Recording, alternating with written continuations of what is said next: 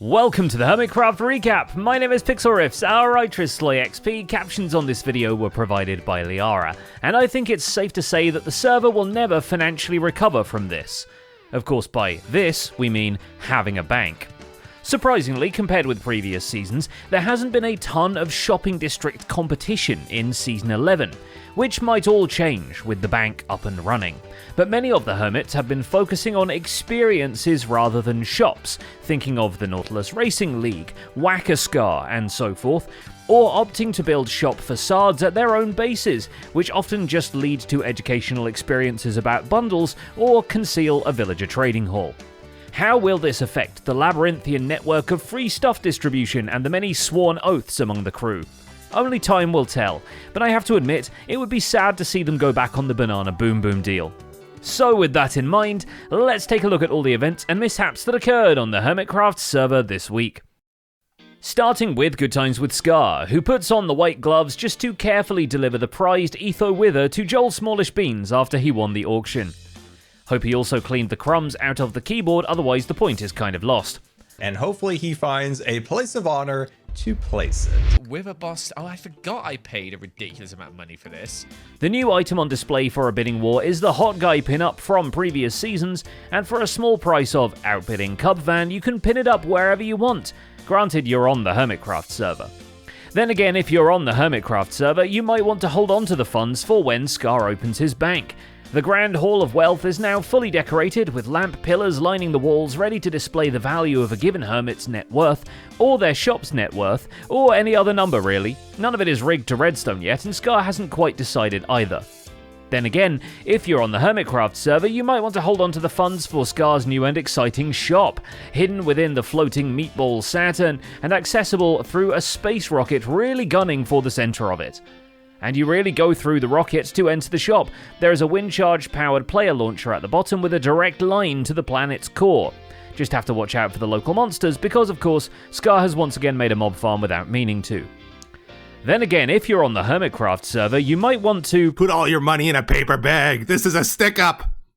Hello, sir. Oh, dear. This is a stick-up. Give me all your money. Etho really helping us out with opportunities to break out the Corrales soundboard again. This is a stick-up. Oh, my God. What? This is a robbery. Take.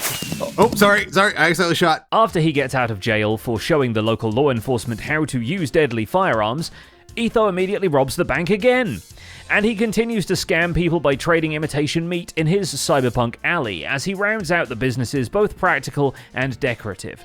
This includes a universal basic income office because dystopia has something for everyone, including fiscal conservatives. I'm liking that. And then we got our front sign here. It says, want more money? Improve your health score. Always reminding you, you're not good enough. You gotta do better. He's at least using his honestly acquired diamonds to buy all the glow ink a cyberpunk could ever want, and admit he's being a little lazy contributing to the real shopping district of Season 11. But we can't blame him when his fictional shopping district has cryogenic freezing, a loan shark with an actual shark on the sign, and back alley cake deals. Oh, this is how you know it's a Scar build for sure. You hear all the mobs? Then again, at the server's shopping district, you can take psychic damage from a skeleton.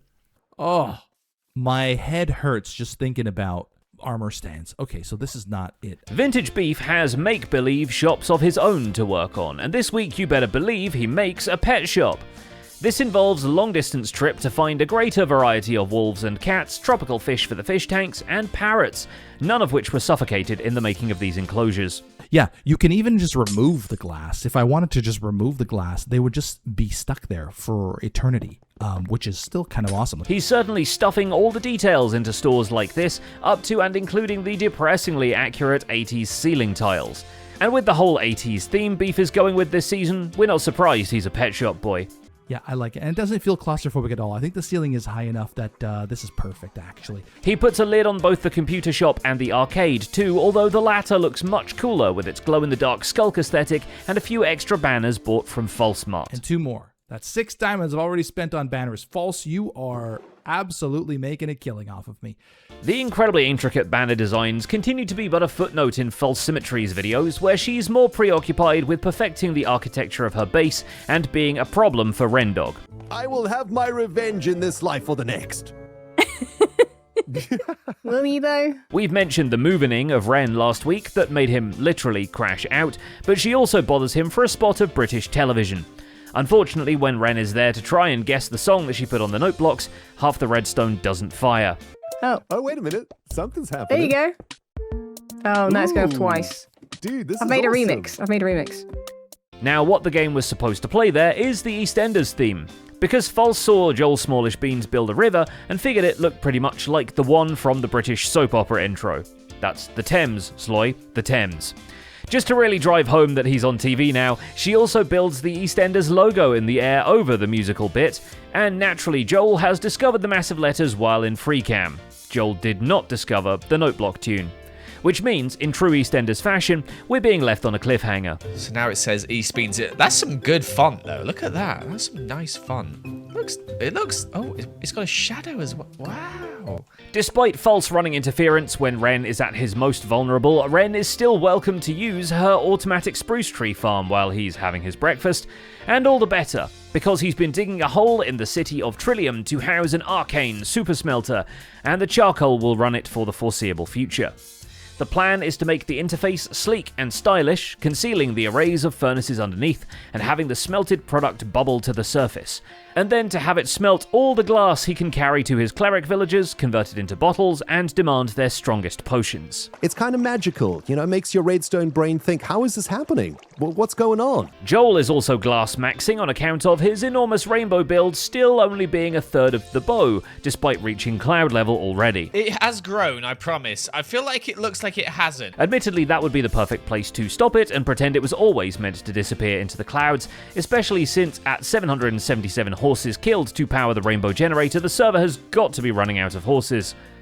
Luckily, the server is nowhere near running out of mosses, even though Joel takes out a whole chunk of the stuff to shape up the floaty bits of terrain reaching closer to Gemini Tay's base. At this point, the neighbour's land has clashed and is about to meet a symbolic half-bridge. You know the one. It has Mumbo Jumbo's cardboard cutout on it. Oh, Joel. It's amazing. Oh, you know what? That's quite good.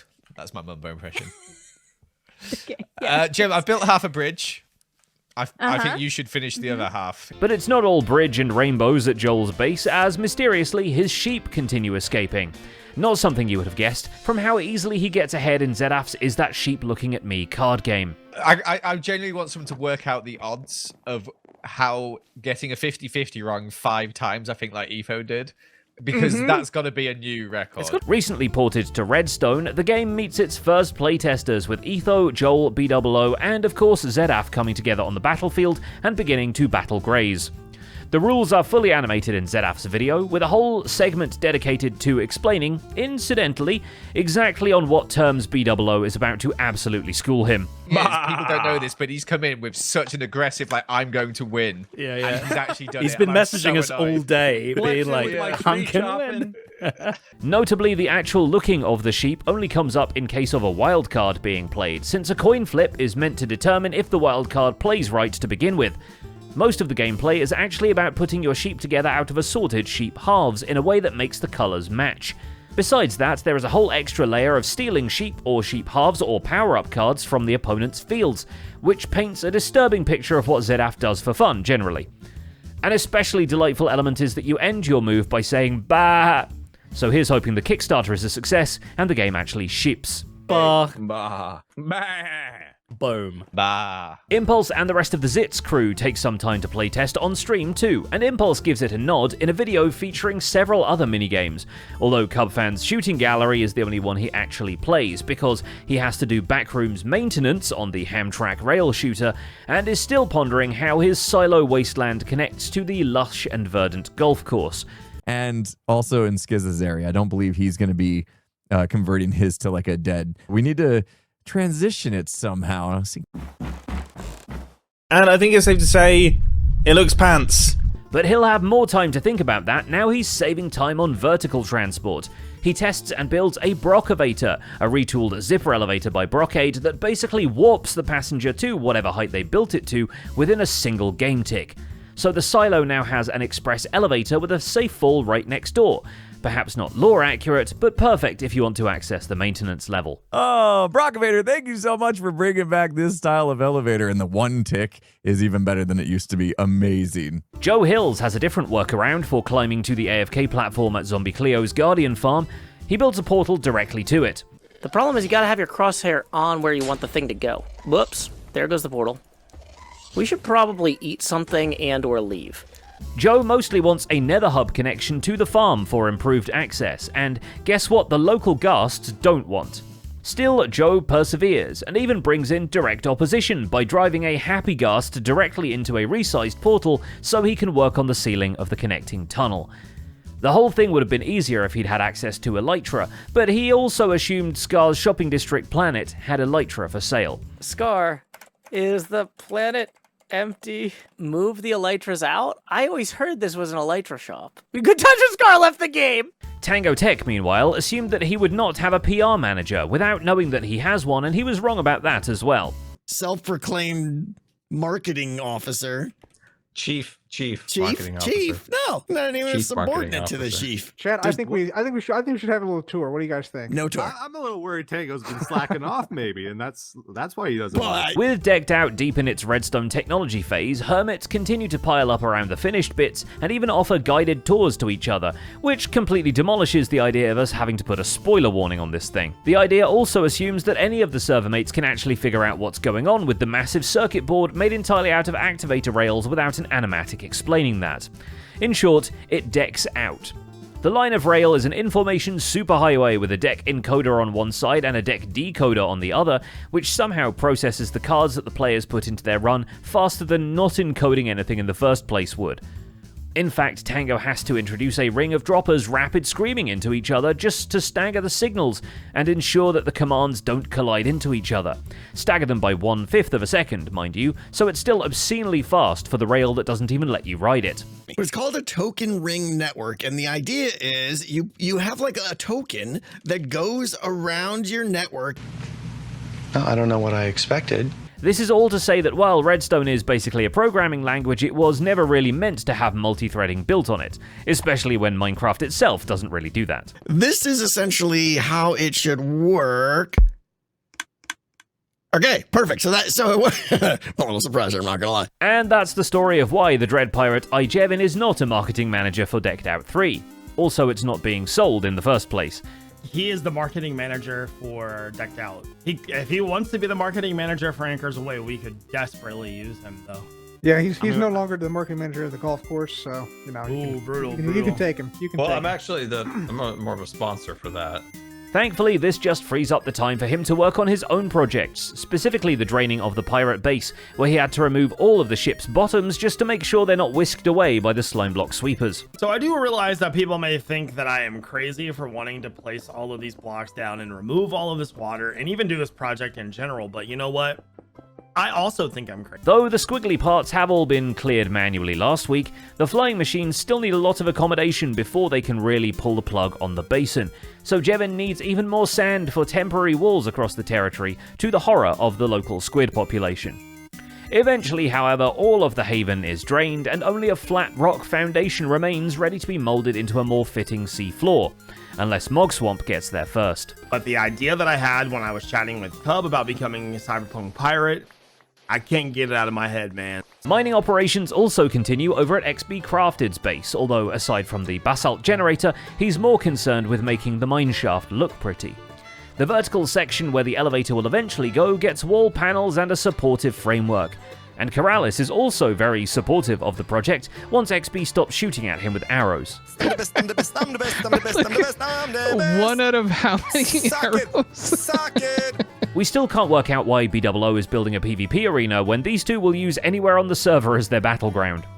Still, this rift is easily repaired, and XB will still just point-blank ask Keralis if he's responsible when he finds a creaking banner in his base below the glass floor, which Keralis admits to being entirely ignorant of, so while the banner name styling might point to false symmetry, it seems a little too hidden to be an advertisement, so we are truly none the wiser. I don't know what it is. It looks like a flaming ball or something, or like a not flaming. A surprising side effect of building a minigame hits CubFan135 when he realizes that installing the golf course across the server actually left him with an income of blocks. Naturally, the moss is provided by BOO and the terracotta by Corrales, but the dirt that CubFan swapped them for ends up in Cub's inventory one way or another.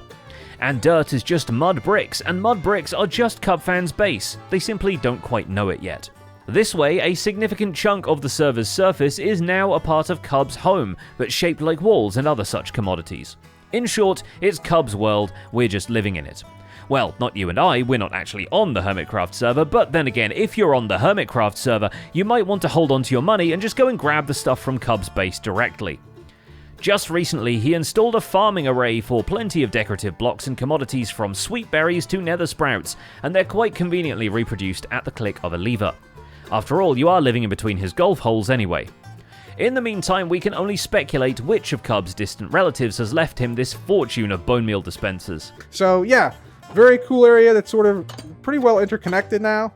I think it's really cool, and I hope you guys do too. And finally, there's DocM77, who deserves credit purely for having a pretty decent Emperor Palpatine impression. We have plans for today, my friends.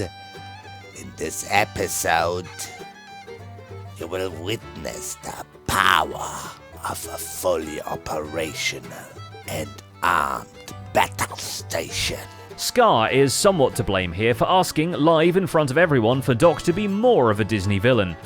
So, since Star Wars belongs to Disney, Doc begins construction of the Death Star from the classic sci-fi novel Do Not Build the Death Star, facing down Scar's planet with a death ray that promises to actually destroy the planet once the crowdfunding goal for Whack-A-Scar gets met. And considering most of us avoid building with that many glass panes and candles, you can imagine a million builders suddenly crying out in terror when that planet is blown to smithereens. We can give him another week to put some stuff in here, so it hurts more when it gets blown up. So the news that the server should be updated to Chaos Cube next week pales in comparison to the chaos already being inflicted by and on spherical objects. Begun, this Scar War has. Well, let's see. Maybe we can help out with the bank a little bit. Always good to have a backdoor, to be involved. And that's about it for this week's recap. Our writer is SlyXP and my name is Pixel Riffs. Captions on this video were provided by Liara. Don't forget to leave a like while you're still here, and subscribe so you won't miss future recaps. Thanks for watching, and we'll see you next week. Hey gang, Zloy here, real quick to say thank you for all of the amazing support that I got during my long streams this past week. These were the streams to help support me through a very difficult time in my life, and you absolutely knocked it out of the park. It is very important to me that, for example, this channel never has to take up a sponsorship with some shady company, and thanks to your direct donations, that was made absolutely possible once again. It means the world to me, just everybody who showed up, everybody who helped, it's great, and I can't express my gratitude enough.